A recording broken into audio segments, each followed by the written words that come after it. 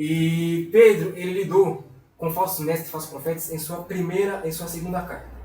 Mais na segunda carta do que na primeira. Por quê? Pedro estava enfrentando ali o gnosticismo. E aqui a gente vai conhecer um pouco no gnosticismo. O que é o gnosticismo? Bom, esse movimento surgiu na época dos apóstolos. E era um movimento que teve muita influência. Esse movimento ele tomou uma proporção enorme, que ele durou até o terceiro século da história da igreja. Tá? E a igreja primitiva lutou muito contra isso. Tanto Pedro como o apóstolo João lutaram contra isso. E foi assim, uma luta ferrenha. Não foi coisa fácil, eles combateram. Por quê?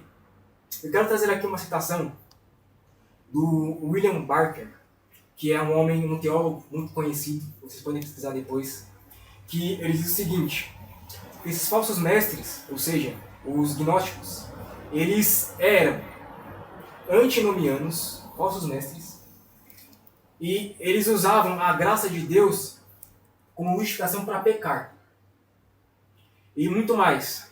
Muito provavelmente, como já afirmamos, esse grupo era uma semente daquela que você planta e rapidamente se espalha.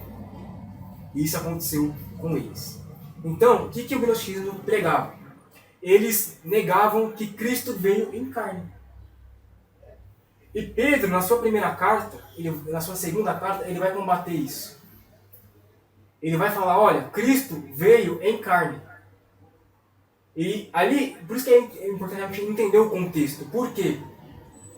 Porque Pedro vai estar diretamente combatendo o gnosticismo, escrevendo para aqueles cristãos. Porque a carta de 2 Pedro é uma carta geral, uma carta para todas as igrejas. Então aqui não está acontecendo em uma única região, está acontecendo em várias regiões. Então, olha que legal, gente. Esse movimento ele se manifestou, só que ele não perdurou por muito tempo.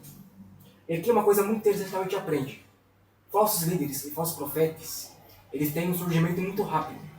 Eles crescem muito rápido.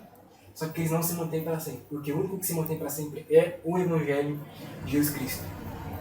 Então, o gnosticismo, ele era uma pregação de que o espírito, a alma é boa, e só que a carne é ruim.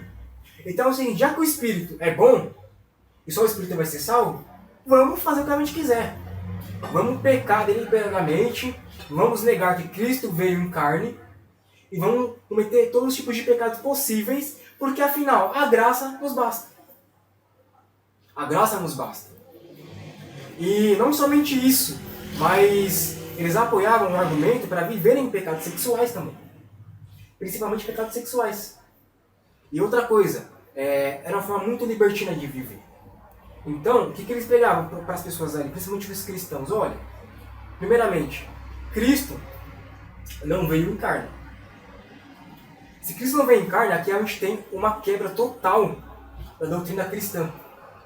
Porque se Cristo não se tornou homem, não teve pagamento pelo pecado. Logo, não houve sacrifício pelo pecado. Porque era necessário que um se fizesse homem para que morresse pelos nossos pecados e a gente fosse remidos dos nossos pecados e tivesse uma nova vida. Eles tentam refutar a natureza de Cristo, né, para preservar a vida impura que eles tinham. Exatamente. Galera, muito obrigado por assistir mais um episódio aqui no canal de Cortes. Não esquece que o link completo do episódio está aqui na descrição. Segue a gente em todas as nossas redes sociais e também ouve lá no Spotify. Galera, brigadão e Deus abençoe.